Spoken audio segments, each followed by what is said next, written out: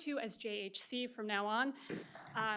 We are a destination for exploring and preserving the histories of Jewish families and institutions in New England and beyond.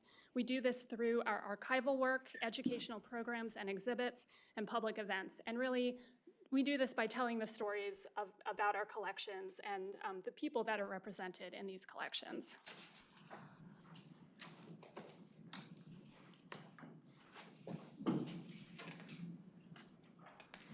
Abraham Captain Ratshesky, known as Cap, was born in Boston on November 6, 1864, to Asher and Bertha Abrams Ratshesky, Jewish immigrants from Eastern Europe.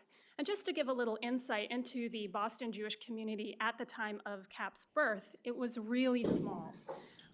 In 1840, there were about 40 Jews in Boston, and by 1861, the number had grown to about 1,000. So as you can imagine, this is sort of unusual that there would be a Jewish Bostonian family well settled in 1864 in Boston. If you compare that to New York in the same 21-year time period, New York had about 7,000 Jews in the community in 1840 and 40,000 by 1861. So New York this population was sky high in New York compared to Boston.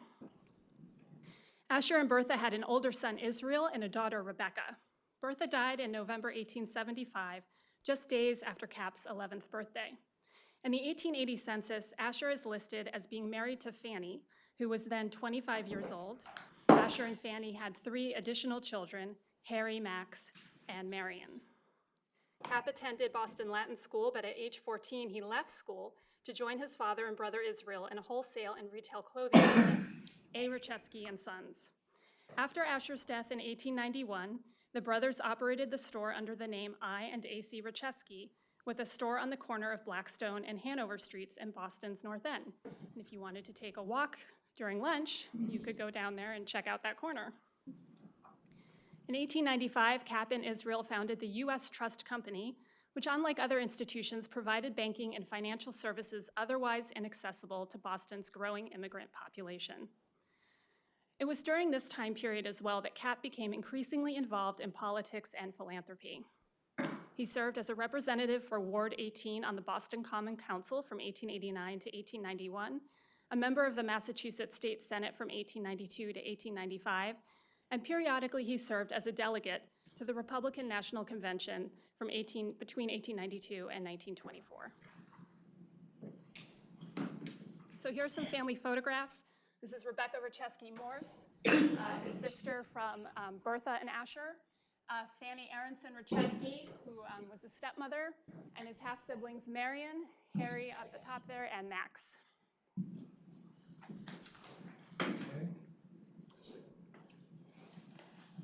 On February 19, 1894, Cap married Edith Schumann.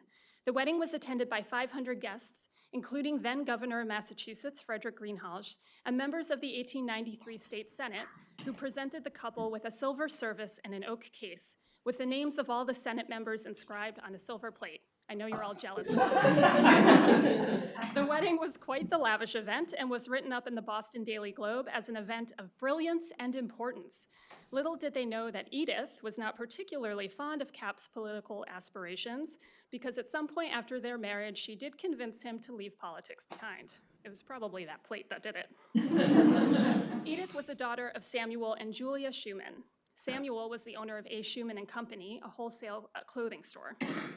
Originally from Germany, Samuel married Massachusetts-born Julia. Born on December 23, 1873, Edith was one of 4 daughters, including Stella, Irene, and Laura. And she also had 2 brothers, Waldo and Harold. So we don't know much about Edith other than she was always a very faithful and steadfast companion to Cap and his second in many of his endeavors. She did serve on the board of directors at the Boston chapter of the American Red Cross and the Country Week Association for Underprivileged Girls in Beverly, Massachusetts.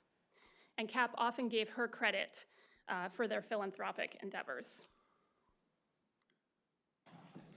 Cap found himself working on various disaster relief commissions throughout his lifetime, including those for the 1906 San Francisco earthquake and fire, the 1908 Messina, Italy earthquake, and the 1908 Chelsea, Massachusetts, and 1914 Salem, Massachusetts fires.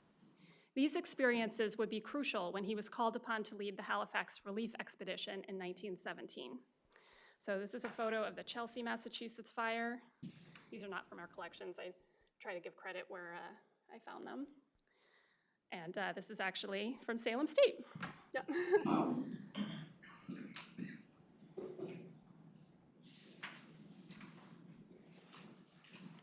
On December 6, 1917, the French cargo ship SS Mont Blanc, carrying wartime explosives, collided with the SS Imo, a Norwegian relief ship, in a strait known as the Narrows in Halifax Harbor. A fire broke out on the Mont Blanc and ignited the ship's cargo. Within 20 minutes, the ship exploded. Nearly 2,000 people were killed and 9,000 injured by the blast, debris, fires, and collapsed buildings. The SS Imo was en route from the Netherlands to New York to take on relief supplies to bring to Belgium. Clearance had been given to the Imo to leave port on December 5th, but the Imo was delayed when its coal load arrived late. The SS Mont Blanc arrived from New York on December 5th carrying TNT, picric acid, benzoyl, and gun cotton. It arrived after anti-submarine nets had been raised for the night, and it had to wait outside in the harbor. Within the Narrows, ships were required to pass port to port and restricted to traveling at 5 knots. The Imo departed at 7:30 in the morning on December 6th. It entered the Narrows at excessive speed to make up for its lost time and was forced to pass a tramp steamer and came up on the wrong side, starboard to starboard. So just imagine a very narrow piece of water, basically, that these giant ships are trying to pass each other on. Mont Blanc began approaching Bedford Basin at 7:30 on December 6th. Despite the ship's cargo, the Mont Blanc was not given a guard ship. Traveling into the Narrows, the captain saw the Imo coming towards them on the starboard side and risked cutting Mont Blanc off on its course. The captain issued a whistle to indicate his right of way. The Imo responded with its own blasts that it would not yield its course. With a collision imminent, both ships cut their engines, slowly drifting towards each other. The captain of the Mont Blanc gave the order to steer hard to port and crossed the Imo's bow, bringing the two ships parallel. Suddenly, the Imo reversed engines, which caused the ship's prow to swing into the Mont Blanc on its starboard side. This broke open barrels of benzoyl on deck, which flowed into the hold, and as Imo's engines kicked in, it then scraped Mont Blanc's hull, creating sparks, which ignited the benzoyl on deck. The fire became uncontrollable, and the captain gave orders to abandon ship. At 9:04 a.m., the fire ignited Mont Blanc's explosive cargo. The explosion traveled at more than 3,300 feet per second, its shockwave nearly 23 times the speed of light, and generated a 60-foot tsunami. The forces carried Mont Blanc's half-ton anchor shank 2 miles onto land, and the pressure wave destroyed a 2,600-foot square radius, including over 2 square miles of the city's Richmond district. An entire Micmac settlement in Tufts Cove was also destroyed by the tsunami. It was the world's largest man-made explosion prior to the nuclear age, releasing energy equal to 2.9 kilotons of TNT. Massive numbers of eye injuries were caused by a lot of the window glass shattering. So I don't know if people know this, but the bulk of injuries caused in the Halifax explosion were injuries to the eyes.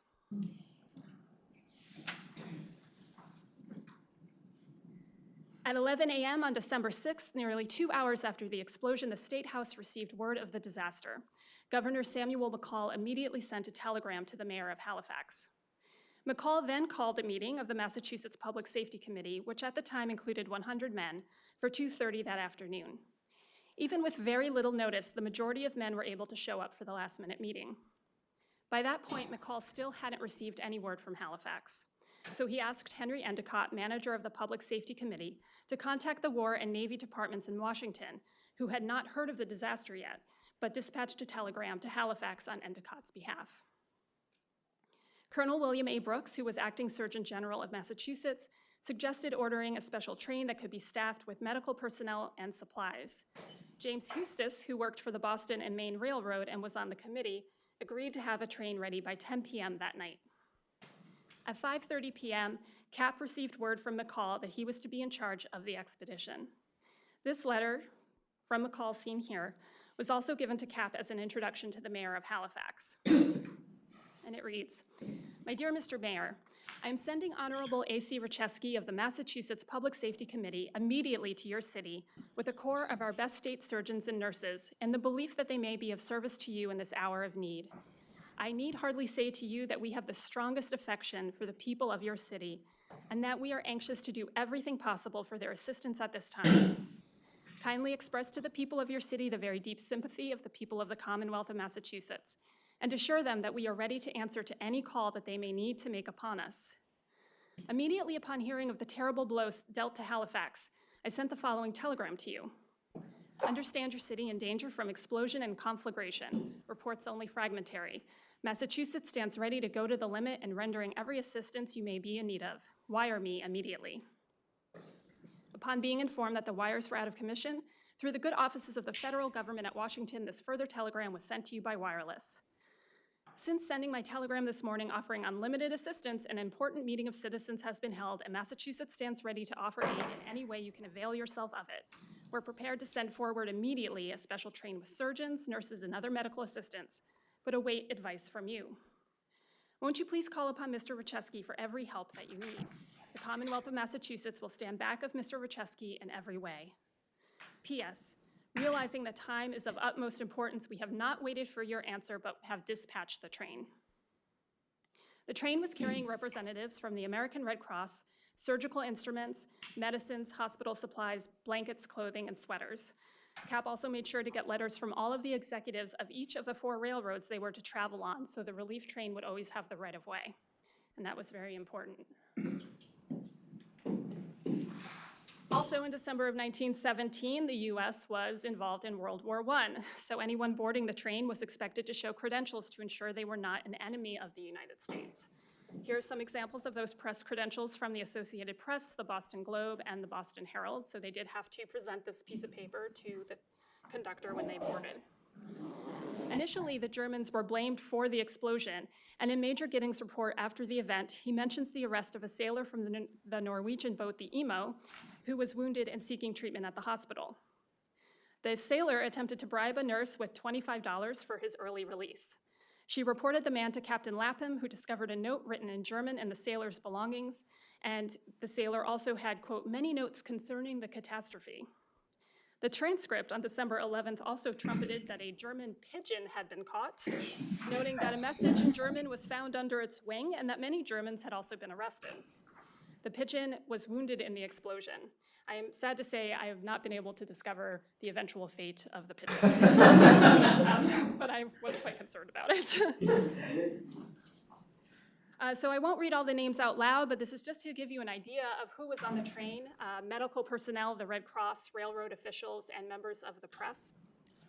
The train left North Station at 10 p.m. on December 6th, and from Portland, Maine through St. John's in Canada, the team continued to wire Halifax, but with no success. After hearing more news of the disaster at McAdam Junction, CAP called a meeting with the doctors, nurses, and Red Cross members to take inventory of their supplies, because he was starting to get nervous they didn't have enough with them. As they moved through Canada, people at every stop begged CAP to let them on the train so they could go to Halifax and help. He did usually comply. He gave preference to medical personnel, but he did usually let people on the train so they could go. At St. John, he instructed some of the medical personnel to purchase more supplies and medicine. When the train reached St. John, CAP and his team started to get the first real information that told the extent of the disaster, which included that all the telephone and telegraph wires were down, so the only news coming out of the city was by word of mouth. CAP wired Henry Endicott to request an immediate dispatch of a train with glass, putty, and other building materials, because he realized this was a very dire situation. At St. John, the train was stalled by a massive snowstorm and wind. A freight engine was attached to the train to try to pull it through, which was now a blizzard. The train engine, under tremendous strain, broke down, causing a delay of several hours for repairs. Finally, the train reached Folly Mountain, only to be told by the conductor that a giant snowdrift now covered the tracks and the train would have to stop. So you remember I mentioned that he had telegrams from all of the heads of the railroads to make sure that the train had right of way. So this is when Cap used that to his advantage. And the men on the train also realized that this was a very special situation and they needed to do something to get this train to Halifax. So they basically got off the train and they started to dig and push the train. So they rammed the train through the snowdrift, which Cap reported as being higher than the door of the baggage car. Finally, they got through the snow, they reached Truro, they got a new engine, a new fresh crew, which they desperately needed, and they continued on to Halifax. The train made it to Halifax by 3 in the morning of December 8th, ending at Rockingham Junction, which was 6 miles from the destroyed depot at Halifax. Cap and C.K. Howard, the general manager of the Canadian Railroad, didn't get any sleep, obviously, that night. At 7 a.m., Cap and C.K. met C.A. Hayes, a native of Springfield, Massachusetts, who was the general manager of the Canadian Government Railways. C.A. Hayes, after tearfully greeting the relief team, brought Cap and C.K. to meet Robert Borden, Canada's Prime Minister. In Halifax, all Cap could see was devastation, but he also saw a large number of people and organizations attempting to offer help. Prime Minister Borden took several members of the relief team to City Hall, and while they were on their way there, Cap learned that the driver of their car had lost his wife and all 4 of his young children in the explosion. Glass was shattered, buildings destroyed, and chaos was everywhere. At City Hall, the team was introduced to Colonel McKelvey Bell, who was in charge of medical relief. Cap noted that the small room was overloaded with men and women all attempting to organize areas of relief, while other rooms in City Hall were full of people looking for medical care, food, and clothing. Meanwhile, Cap himself had been injured. He fell in the snow earlier, but that wasn't about to stop him. So this is a telegram draft from Cap to Henry Endicott stating that there's a very urgent need of trucks with medical supplies. And so Cap began to do what he was tasked to do, which was organize. He started by meeting with Canadians in charge and diplomatically selecting a building away from City Hall to be used as headquarters for the Relief Committee.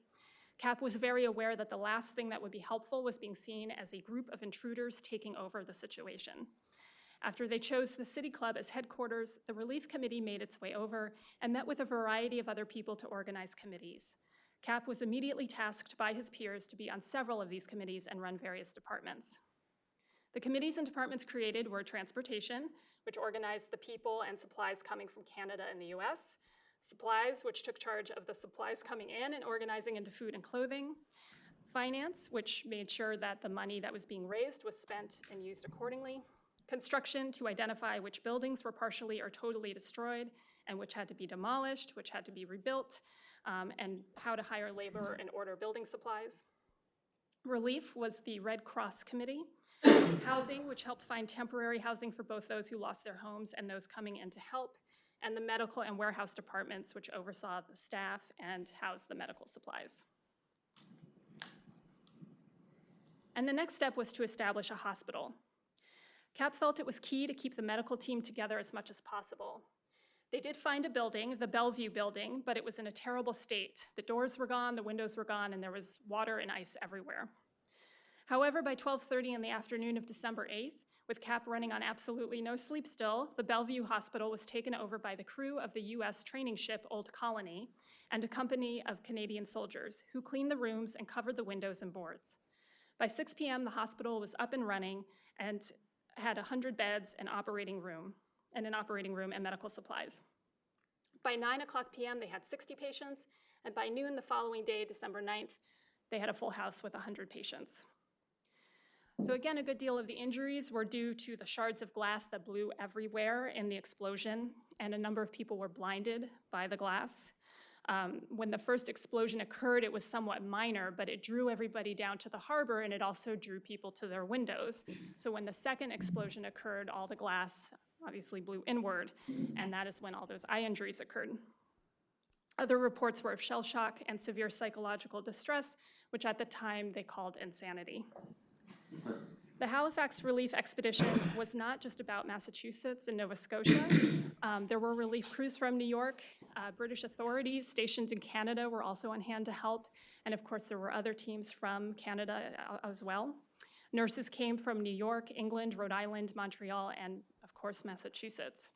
By December 12th, CAP had assessed the medical situation and determined that it was so well in hand it would be appropriate for the Massachusetts team to take its leave. By this point, more teams from Rhode Island and Maine had also arrived. On the evening of the 12th, the medical team from Massachusetts transferred the operation of Bellevue Hospital to the medical team from Rhode Island. So these are some headlines just from one newspaper article about the explosion and what happened. So you can see it's very, let's kind of get out of the way here. It gets a little bit more hysterical as it goes on. Relief work being rushed, whole families dead or scattered, harrowing scenes reported, wreck and ruin on every side, every building in the city damaged, practically all North Halifax is destroyed, several thousand tons of high explosives and much benzene on the ship that blew up. This is the same newspaper article headlines.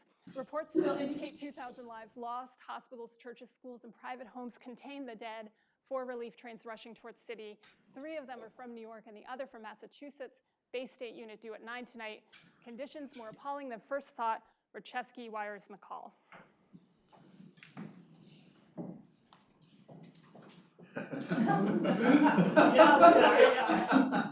So it's just a sampling of headlines. So while Cap was away, I think his wife Edith was combining everything in a scrapbook. We have this giant scrapbook collection.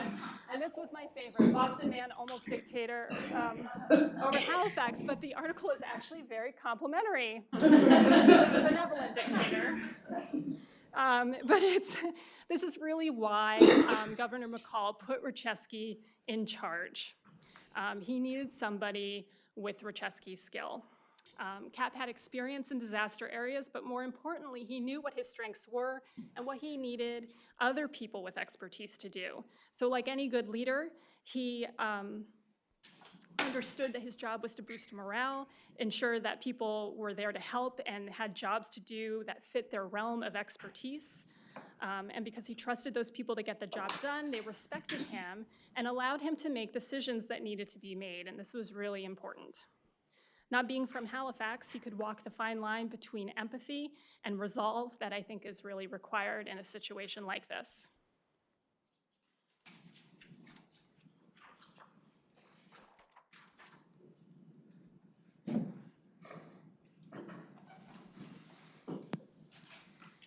The team left Halifax on December 14th and was welcomed back to Boston by a reception committee, many of whom had undertaken an incredible amount of fundraising.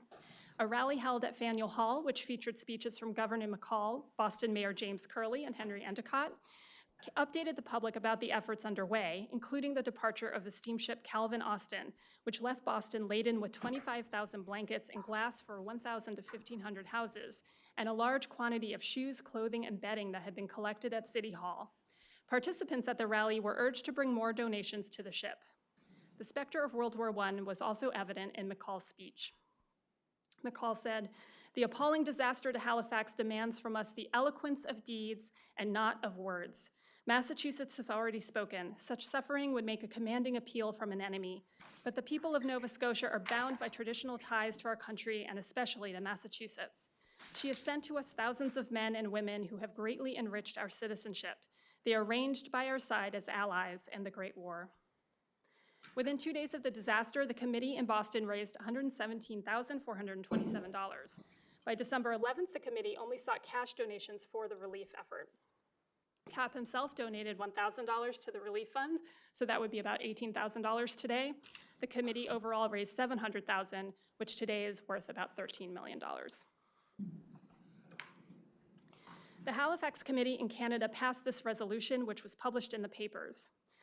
That the heartfelt thanks of the citizens of Halifax, as represented by this executive committee, be telegraphed to the Commonwealth of Massachusetts for their overwhelming sympathy, most generous gifts of relief supplies, sorely needed services of doctors and nurses and hospital units, and especially for the thought of accompanying said gifts with the services of A.C. Ratshesky, whose generous and expert advice have greatly helped to solve many of our problems, and whose sympathetic activity and tact will, we trust, soon assist us to bring comparative order out of the chaos resulting from this terrible loss of life, crippling of the living, and terrible devastation of our city. Cap took it upon himself to respond, ensuring that he named and thanked a variety of other men who worked with him to ensure that Halifax could start to recover from the explosion. In his report to Governor McCall, Cap wrote, "Your instructions to me to go the limit were carried out to the letter, and the Massachusetts relief team was the first to enter the devastated city. The results are almost incredible. The Commonwealth of Massachusetts can well feel proud of its achievement. Most importantly, Cap recognized the magnificent spirit exhibited by all the people in Halifax as the crux of the success of the Massachusetts relief train." Wouldn't you want Cap to be your boss? The city of Halifax were not the only admirers. In one letter, one of R.H. Stern's sons, Frank, writes, "You are a source of constant wonder to me. How you can keep up such terrible energy so consistently and accomplish so much. It makes me feel sometimes as if I were a slacker, although I do not intend to be." Edwin Reynolds, with the Boston Globe, wrote, "Those of us who live so near to you here, yet who have never seen you work before, have absolutely nothing but the utmost admiration for your ability and capacity for getting the right thing done at the right time. It is a pleasure to know a man such as you." On Edith and Cap's 25th wedding anniversary in 1919, the couple were lauded by many well-wishers, including Calvin Coolidge, Governor McCall, and G. Fred Pearson of Halifax, who wrote, "My dear Mr. Ratshesky, it is a very great happiness to me to be permitted to associate myself with your host of friends in this unique presentation. We in Halifax, who made your acquaintance in December 1917, a time of anxiety and great distress, will always hold your name in grateful recollection. As the Commander-in-Chief of the advance guard of devoted workers from Massachusetts, we can never forget all that you did for us. Your outstanding organizing ability, which you so unselfishly and unsparingly exerted in our behalf and for our benefit, accomplished much that we thought impossible of achievement. You taught us how to organize to overcome the difficulties with which we were confronted. You counseled us how to anticipate the happenings of many things which in our inexperience we never thought of. You were the friend and leader of every one of our workers, and everyone was your friend. You came among us a stranger, and it was with deep regret we bade you, a devoted friend, goodbye. We have good reason to know you still hold us in your thoughts, that your days and those of your good wife may be long, your opportunities for useful service multiplied onto you, and all your desires speedily granted, is the sincere wish of an admiring friend who knows something of the great good work you did in Halifax and the splendid service you rendered its people in a time when service was priceless." But perhaps the most meaningful letter sent to Cap was a letter sent to Harold Kennedy of Stoughton. This is a little bit of a around the way here, so just follow me along. A young man named Walter Hoganson. The letter was forwarded to Cap by attorney Samuel Casson. Harold Kennedy's older sister worked in Casson's law office, and she brought the letter into work one day without realizing her boss knew Cap. Walter Hoganson's sister, Catherine Hoganson Murphy, and her husband, Patrick, are listed in the Halifax Explosion Remembrance Book. On December 18th, Hoganson wrote, "Dear friend Harold, when I received your letter a few days after that horrible catastrophe, believe me, it cheered me to know of friends, and I will surely keep up correspondence. The explosion was an awful thing. I lost a married sister. Her husband was killed also. Out of the family of 5, 4 of them are alive. The other boy perished in the explosion. You asked me for my experiences. Well, I was at work at the time in the newspaper office of the Daily Echo, a Halifax paper, and about 9:05 the lights went out very slowly. I was watching the lights going out when there was a short rumble and then a big crash, a terrific, terrifying roar. I got as low as I could and the glass and wood flew everywhere, but I didn't get a scratch. Harold, our big steady building rocked like a little cradle. I got out of that building, and when I got on the street, everybody was running everywhere. People with scratches, cuts, and bruises were yelling, 'The dirty Huns, they're here at last,' and many other things, thinking it was an air raid. Well, getting clear of this, my first thoughts were of home. Getting home, I found everybody all right.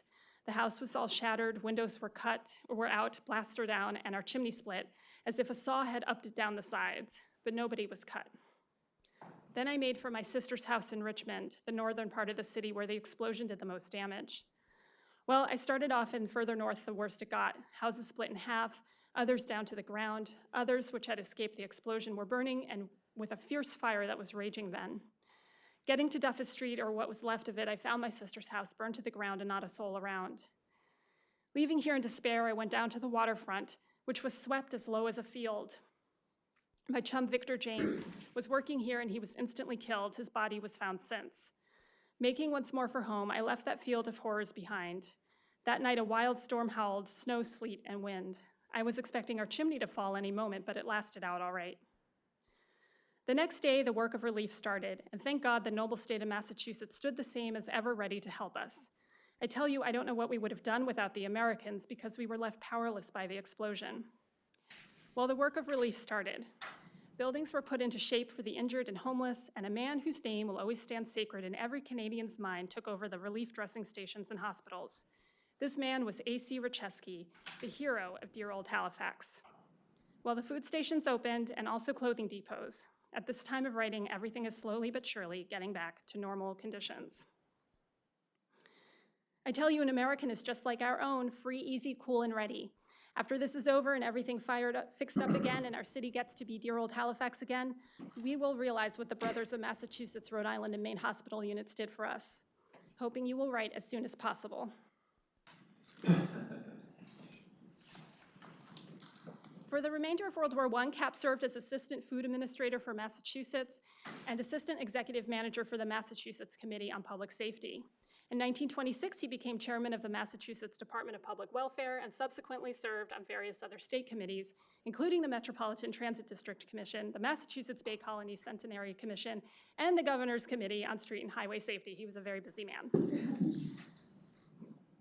After World War I, Cap became involved with the activities of the American Red Cross. He was the chairman of the Boston chapter when, in November 1927, Vermont suffered catastrophic flooding. Cap once again stepped into the role of leader of relief work, and in 1930, he and Edith donated their home at 347 Commonwealth Avenue to serve as the Red Cross chapter headquarters, later purchasing this building on Gloucester Street, presenting it to the chapter when the ComAv building became too small. Cap was particularly involved in Jewish philanthropic organizations, including the Federated Jewish Charities of Boston, which is now the Combined Jewish Philanthropies, the Home for Jewish Children, the Jewish Joint Distribution Committee, and Beth Israel Hospital, of which he was one of the founders and for which he donated $200,000 to the building fund. And that says it's in loving reverence of his mother, Bertha A. Ratshesky. Cap and Edith also purchased a building in Beverly to serve as a home for children named in honor of Edith's sister Laura, who was killed tragically in a carriage accident when she was a young woman. And he was overwhelmingly involved in a variety of civic and philanthropic organizations, including serving as treasurer of the Save Old Ironsides Committee, where he oversaw the Pennies campaign of the 1920s. The Pennies campaign, of course, was comprised of school children throughout the nation who raised money to restore the USS Constitution. In 1930, President Herbert Hoover appointed Cap as ambassador to Czechoslovakia, where he served until he resigned in 1932. In 1933, he was honored with the Order of the White Lion First Class, Czechoslovakia's highest civil honor. On February 10, 1916, in celebration of his 50th birthday, Cap established the A.C. Ratshesky Charity Foundation, which in 1930 changed its name to simply the A.C. Ratshesky Foundation, which still operates today and continues to distribute funds to local organizations and charities. Cap and Edith did not have children of their own. Cap's sister Rebecca and her husband Jacob Morse had three sons, including Alan, who ran the bank founded by Cap and his brother Israel.